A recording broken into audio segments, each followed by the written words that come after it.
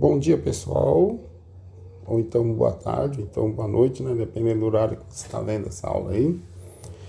Hoje nós vamos falar aqui de uma aula que aconteceu no dia 8/3, lá no Centro de Mídias, né? Então a aula de Química tratou do sistema, o assunto fases, solubilidade e concentração, né?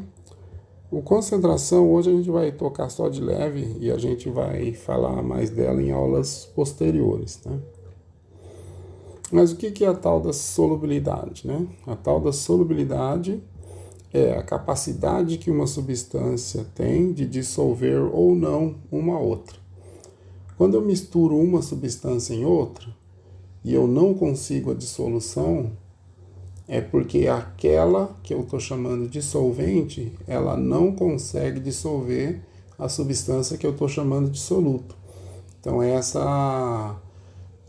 é o jargão, né?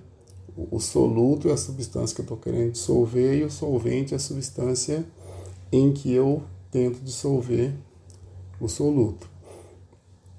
Quando eu consigo dissolver completamente o soluto no solvente, eu chamo esse sistema de monofásico, ou seja, um sistema que tem um aspecto visual só.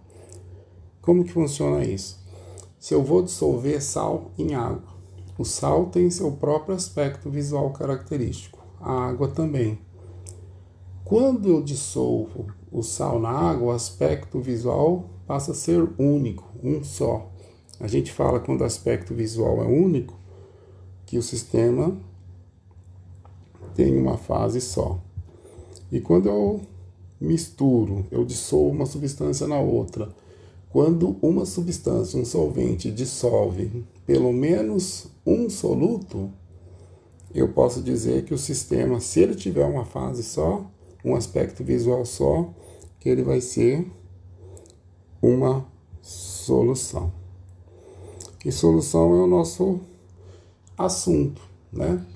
Mas e quando eu não consigo dissolver completamente o sal? Como é que esse sistema vai ser denominado?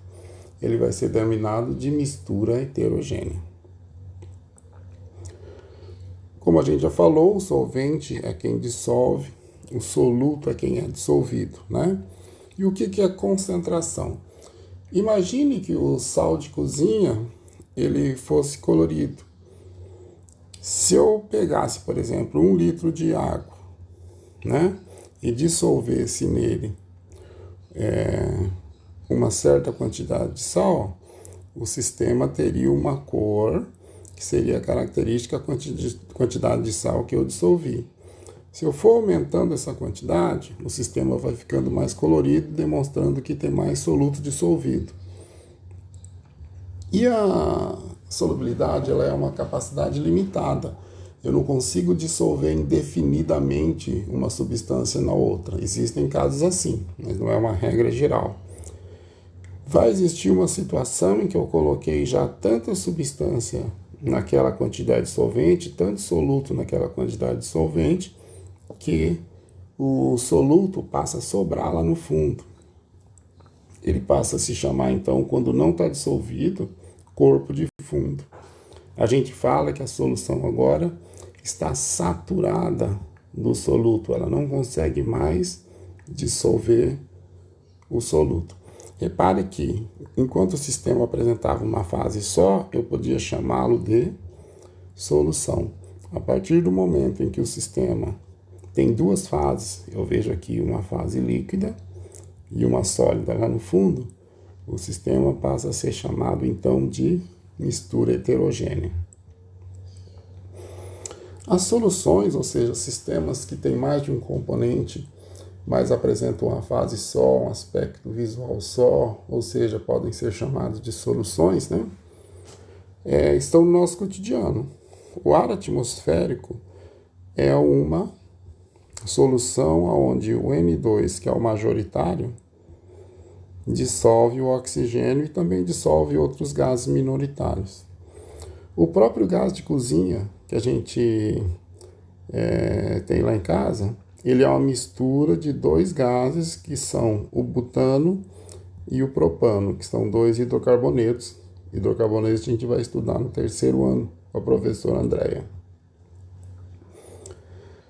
Elas podem ser sólidas. O ouro 18 quilates, ele é uma mistura de ouro e prata. O ouro está no percentual em massa de 75% e a prata 25%.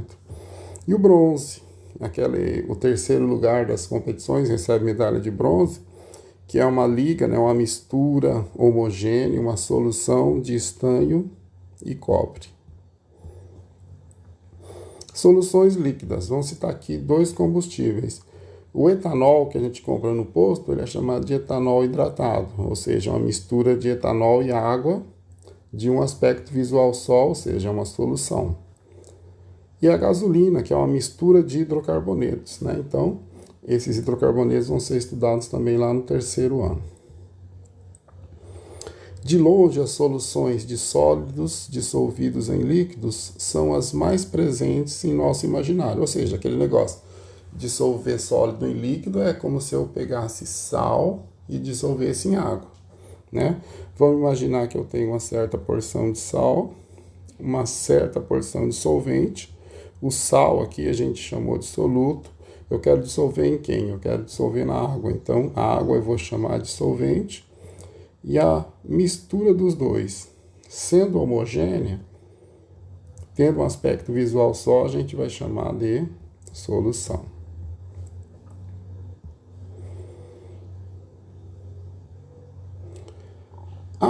A solubilidade das substâncias em água, por exemplo, que é o nosso principal objetivo estudar, ela varia com a temperatura. Então, se eu fizer um experimento que é o seguinte: se eu for ver quanto eu consigo dissolver de açúcar em um copo de água fria e em um copo de água quente, eu vou ver que as quantidades são diferentes. Eu vou enxergar, vou conseguir descobrir que o açúcar ele é muito mais solúvel na água quente do que na água fria. E esse é o comportamento que a gente poderia dizer assim, normal das substâncias em geral, né? Então, olha, quando a gente nota aqui, por exemplo, no gráfico, a gente tem a solubilidade no eixo vertical, que é o quanto eu consigo dissolver de uma determinada substância em água, e a temperatura no eixo horizontal. O que a gente nota, por exemplo, aqui para essa substância, o KNO3? Quanto mais aumenta a temperatura, mais KNO3 eu consigo dissolver em 100 gramas de água. Então, a gente fala que a solubilidade do KNO3 é crescente com a temperatura. Quanto mais a temperatura sobe, mais KNO3 eu consigo dissolver. Ou ela pode ser decrescente, né? São alguns casos mais assim raros, né? Que a gente tem, por exemplo, aqui o sulfato de sério. Quanto mais a temperatura sobe, menos sulfato de sério eu consigo dissolver. A gente fala que a solubilidade é decrescente com a temperatura. Quanto mais a temperatura sobe, a solubilidade vai diminuindo. Quando a gente vê que a solubilidade da substância aumenta com o aumento da temperatura, a gente fala que essa é uma dissolução endotérmica. Ela é facilitada quando endo quer dizer para dentro, quando o calor entra no sistema, né? Então, vem o termo térmica, que tem a ver com calor, e o endo, que é para dentro. Então, quando eu aumento a temperatura, eu consigo dissolver mais. Quando eu injeto o calor para dentro do sistema, eu consigo dissolver mais. Ou exotérmica, né? Que é, repare que eu vou seguir aqui, quanto mais a temperatura sobe, a solubilidade vai diminuindo. Então, a gente vai notar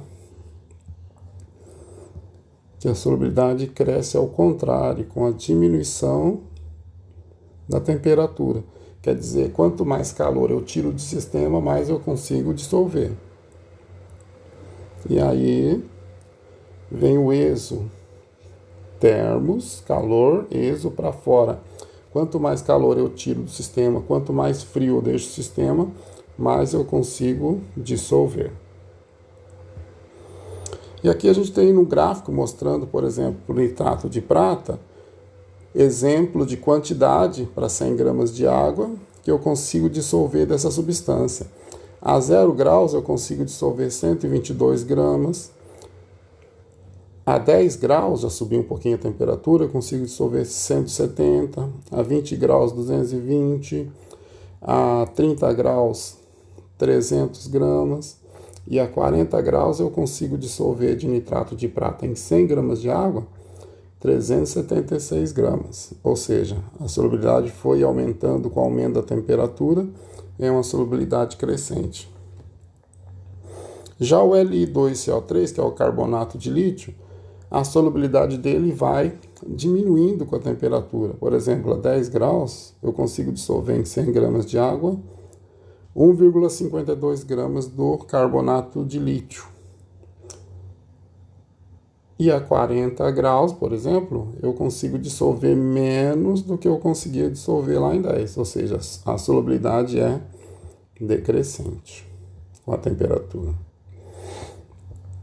E aqui a gente vê o comportamento para o gás oxigênio. Quanto que eu consigo dissolver em 100 gramas de água? Essa quantidade bem pequenininha em 0 graus, mas ela vai baixando conforme a temperatura vai subindo. Quer dizer que para os gases, quanto mais eu vou subindo a temperatura, mais o gás vai perdendo a solubilidade, ele vai saindo do sistema, né? O exemplo característico disso é quando eu abro uma garrafa de refrigerante na temperatura ambiente e abro outra gelada. O que a gente vai notar é o seguinte, é que aquela que a gente mantiver gelada, ela vai manter o gás por mais tempo no meio líquido. Aquela que está na temperatura ambiente vai perder o gás com muito mais facilidade, né? Então, o comportamento geral dos gases com a temperatura, da solubilidade deles, é que quando a temperatura aumente, a solubilidade diminui. Classificação das soluções quanto à saturação, né? Então, o que é saturado, né? A gente pegando a definição do dicionário aqui, a que serve para a química está aqui embaixo, ó. Diz assim, cheio, que já não tem espaço, cuja quantidade chegou no mais alto nível, ou seja, saturar uma solução quer dizer dissolver nela uma quantidade de soluto máxima. Todo soluto que eu adicionar posteriormente, ele não consegue se dissolver mais, vai para o fundo da solução e vai formar aquele corpo de fundo que é característico das soluções onde o soluto não está completamente dissolvido. Para o sal de cozinha, na temperatura de 20 graus, se eu pegar 100 gramas de água e colocar lá 50 gramas de NaCl e agitar, eu vou notar que lá no corpo de fundo vai permanecer uma quantidade de 14 gramas de NaCl sem dissolver. Quer dizer, se eu coloquei 50 e ficou sem dissolver 14, eu consegui dissolver 36. Esse 36 em 100 gramas de água é a quantidade máxima de NaCl que eu consigo dissolver. Então, essa quantidade máxima que eu consigo dissolver em 100 gramas de água é uma quantidade importante, né, uma característica importante da substância que recebe o nome de coeficiente de solubilidade. Então, o que a gente pode dizer? Na temperatura de 20 graus, quanto que eu consigo dissolver em 100 gramas de água? Quando eu coloco o NaCl, eu consigo dissolver 36. O que isso quer dizer? Que toda vez que cada 100 gramas de água tiver exatamente 36 gramas dissolvido, eu vou chamar essa solução de saturada. Eu consegui saturar, eu não consigo dissolver mais. Toda vez que 100 gramas de água, cada 100 gramas de água tiver uma quantidade menor que 36, eu não saturei a solução ainda, porque ela só satura em 36. Então, o que eu posso dizer? Que essa solução ela é insaturada. E toda vez que eu colocar para cada 100 gramas de água uma quantidade de sal de cozinha, NaCl, maior que 36, vai formar corpo de fundo, ou seja, não vou conseguir dissolver tudo.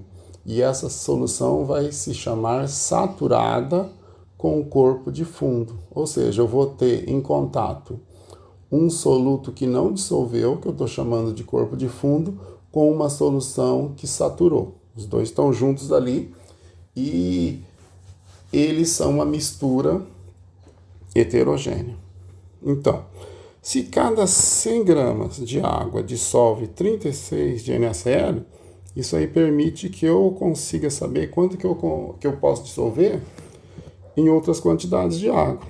Então, ó, se 100 gramas de água dissolvem 36 gramas de NaCl, quanto que dissolve em 25 gramas de água? 25 gramas de água dissolvem X, onde o X então vai ser igual a 36 vezes 25 dividido por 100, que vai dar 36 dividido por 4, que é igual a 9 gramas, que eu consigo dissolver de sal de cozinha em 25 gramas de água. E em 200, mesma coisa. Se em 100 gramas de água eu consigo dissolver 36 gramas de NaCl, em 200 gramas de água, que é exatamente o dobro, eu consigo dissolver o dobro de NaCl, que vão ser 72 gramas. São cálculos simples, é só usar a proporcionalidade. Usando as informações do exemplo anterior, quanto que eu consigo dissolver na temperatura de 20 graus para o NaCl em água, né? Então, eu consigo dissolver 36 em 100 gramas de água. Então, o que a gente fala? Que 36 gramas é o coeficiente de solubilidade do NaCl em água para a temperatura de 20 graus. E a gente também concluiu que toda solução que para 100 gramas de água tiver menos de 36, quer dizer que essa solução não saturou. Se ela não saturou, ela vai ser chamada de solução insaturada. Toda vez que eu ultrapassar a quantidade de sal de cozinha de 36 em relação a 100 gramas de água, coloquei 37, 38, 39, 40, 50, eu ultrapassei o coeficiente de solubilidade, ou seja, a capacidade que aquela quantidade de água tinha de dissolver. Então, eu passo a ter o corpo de fundo.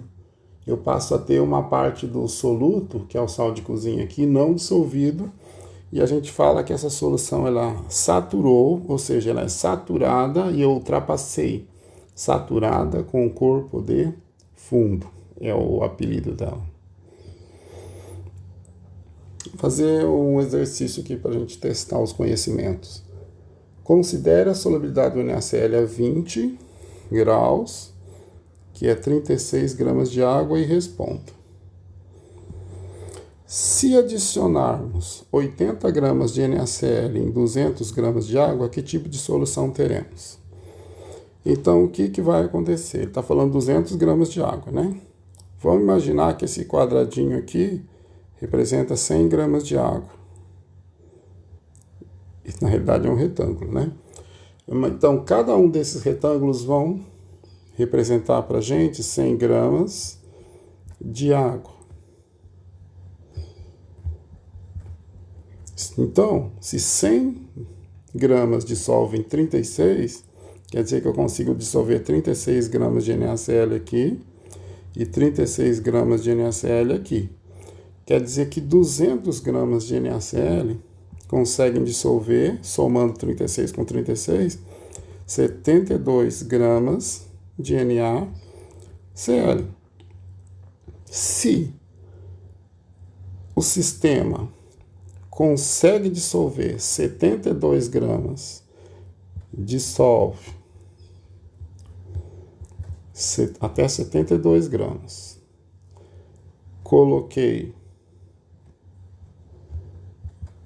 80, quer dizer que eu ultrapassei a quantidade que poderia ser dissolvida, ou seja, eu vou ter um corpo de fundo, um CDF, um soluto que não dissolveu, que é uma quantidade de 8 gramas. Se eu tenho a condição de eu ter ultrapassado a solubilidade que o solvente oferecia, e eu tenho o corpo de fundo, então eu posso dizer que a solução que eu tenho, ela é saturada com corpo de fundo. Ok. Agora, se adicionarmos 200 gramas de NaCl em 300 gramas de água, vamos pensar de novo nos retângulos. 100 gramas de água, 100 gramas de água e 100 gramas de água. Cada 100 gramas, dada a informação inicial, eu consigo dissolver 36 de NaCl. 36, 36, 36, quer dizer que eu consigo dissolver de NaCl 36 vezes 3, que é 6 vezes 3, 18.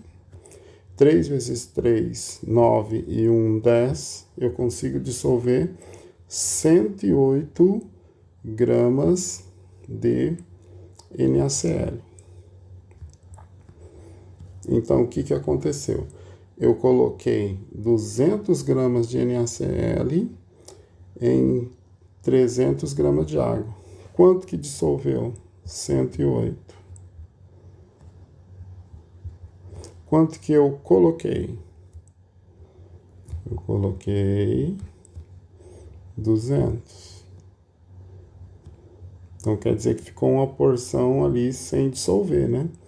200 que eu coloquei. Vou tirar os 108 que dissolveu, que vai dar 2, e 1, 9. Eu vou ter uma quantidade de 92 gramas de NaCl não dissolvido, né?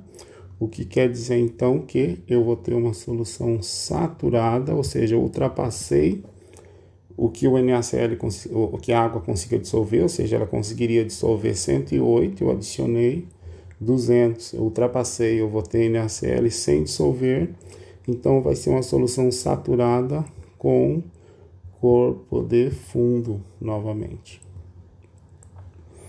Finalmente, se adicionarmos 288 gramas de NaCl em 400 gramas de água. Então, a gente teria novamente aqui usando os retângulozinhos. Agora a gente tem 4 retângulos. Cada um deles representa 100 gramas de água.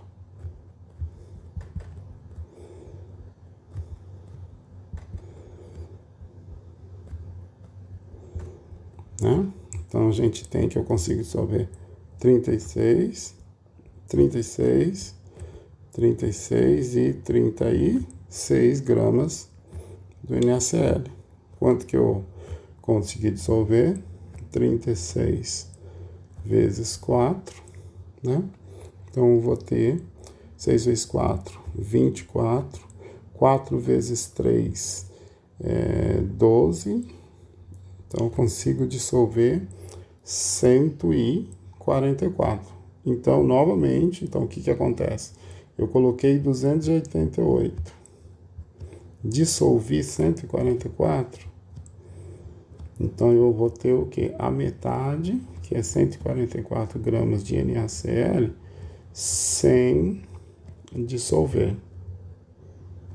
Então, o que a gente tem aqui? Solução saturada com CDF, tá ok?